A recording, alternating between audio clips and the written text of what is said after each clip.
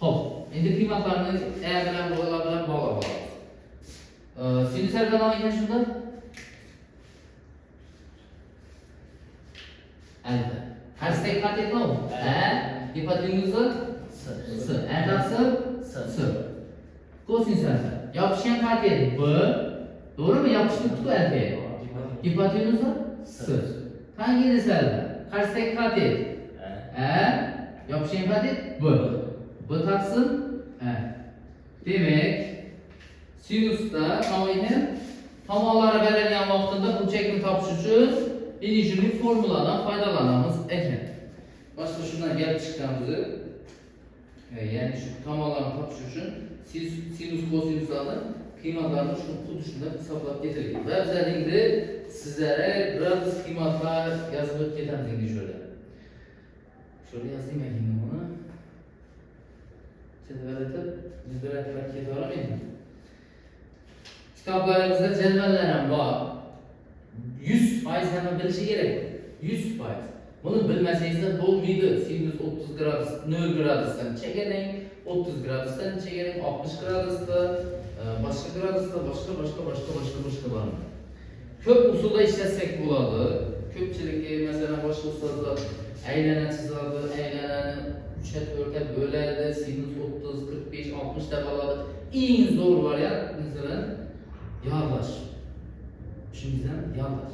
Köpçülük ya eylenen çizildi, numanla ötüredi, köpçülük yağladı. En zor var ya, yağlar. Cedvelde verilerdi. Lakin yağlardan bir şey yağlaş gerek. Bizi birbirine sonra okşaş neyse. Haddan tashqari o'xshash. Hozir yozaman masalan. Xo'p, shunda jadvalga yozaman. Sinus alfa. Hozir keraklarni yozaman. Kosinus alfa. Tangens alfa. Navur? Tangens alfa.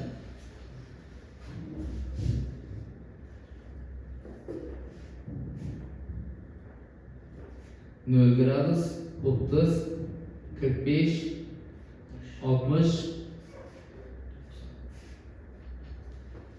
90,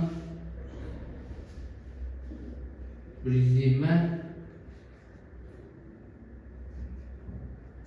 hangisi? 180, 270, 360. Kitaplarda ben şunu mi ya başka sıra mı? 90,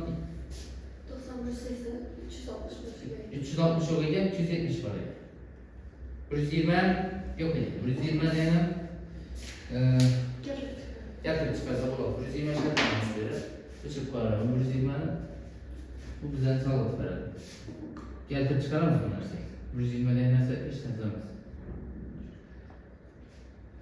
90dan keyin 180, 270, 360 gradus. Endi shu graduslarni bilishimiz kerak.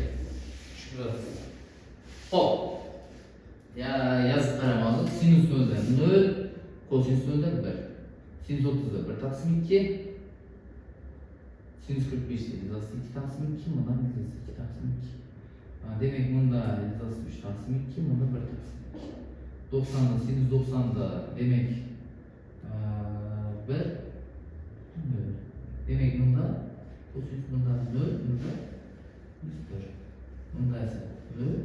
Bunda 270'te neçe? Nasıl bu? Kosinüs. Hop demek kosinüs doğru olsa minus 1. Sinüs 270'te minus 1.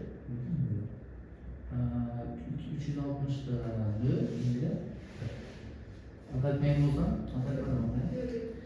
Demek 0.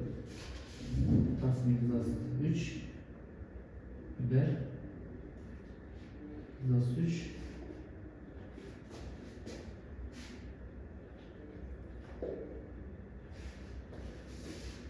Demek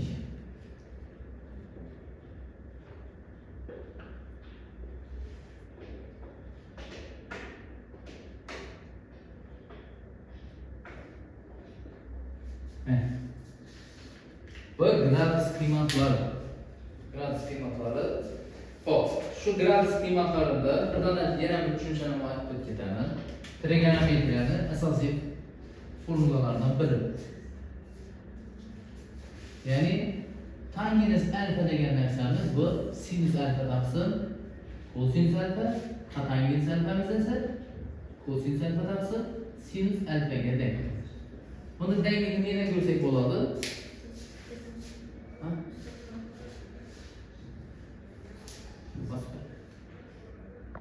Qarang.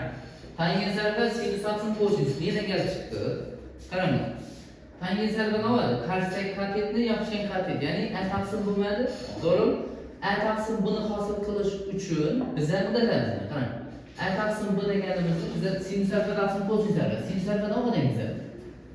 Sinus alfamiz a taqsim s, to'g'rimi? Bo'lami nima? B taqsim s bor.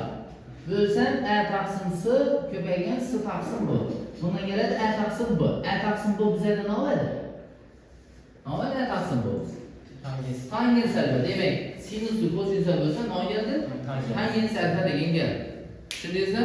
Ana endi qaranglar. Sinusni yozamiz. Birinchi sinusni yozamiz. Xo'p, sinusni chatdik. Sinus 0 dan 0, bunda 1 taqsim 2, bunda bu qiymatlarni yozamiz. Kosinusda shu teskarisine kiradi. Ya'ni sinus 0 bo'lganda bu 1 bo'ladi. Azmundan tushuntirib o'tdim. Bu 1 taqsim 2 bo'lganda bu ilzasi 3 taqsim 2. Endi ikkisi almashadi. Tushundingizmi? Sinus 30 da bunday bo'lsa 60 da endi almashtirib deydi. İkisi. 90 dan yana shunday almashtirib deydi. Qarang. Tushundingizmi? 90 dan almashtirib. 180 da xuddi shunday, bak xuddi shunday almashtirib. Ana endi biza sizlar buni dumzoq tushunishingiz uchun birlik aylanib chizamiz. Radiusi 1 ga teng bo'lgan birlik aylana. Radiusi 1. Radiusi 1 degani demak aylanamizning markazi. Novi 0 nuqtada yotadi, 0 ga 0 va berimiz nuqtasi 1, berimizdan nuqtasi 1, berimiz nuqtasi -1, berimiz nuqtasi -1 bo'lgan novi aylana. Ana endi buni graduslar bilan ifodalayman. Xo'p, imperimiz 0 gradusda bo'ladi. 0. To'g'rimi? Ya'ni ina ikki dona yopishib turibdi-da hisoblaymiz. Ya'ni radius bilan o'q yopishib turibdi. Tushundingizmi? Endi radius surilib boshlaydi. Radius suriladi. Radius surilgan sayin bu yerda burchak hosil bo'lib boshlaydi. Demak, buning ustidan olib tozacha bizlarda ham radius turibdi, ham navbatda o'q turibdi. O'qning ustida radius. Radiusni surib aylana hosil qiladi. Tushundingizmi? Dedik aylana hosil qiladi.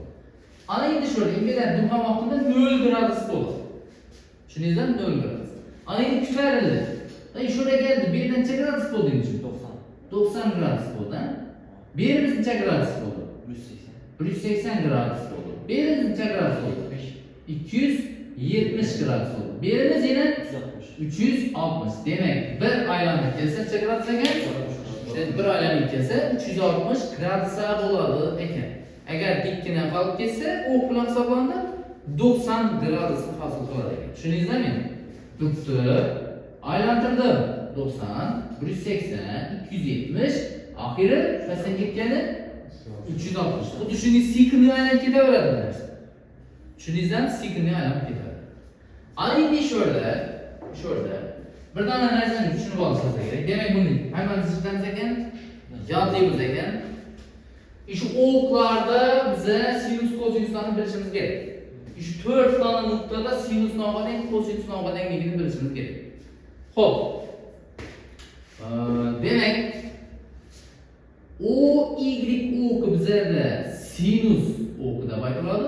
OX o'qi bizada kosinus o'qi deb aytiladi. Alfada ham yetaveradi yaxshi. Sinus bizada. OY o'qi nima ekan?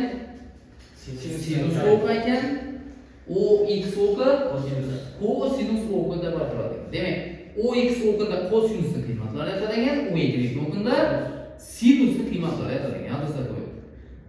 OX o'qini uchun deb aytibman desa, OY o'qida faqat nomning qiymatlari aytilgan. Sinusni OX o'qida nomning qiymatlari aytilgan. Kosinusning qiymatlari aytilgan. Tushundingizmi? Shuning uchun shu yerda o'qi bilan aytib turibman. Ana endi qaranglar, OX o'qi sinus bo'ldi, bu kosinus ekan, to'g'rimi? Ana endi biza shurda sinusdan boshlaymiz. Demak,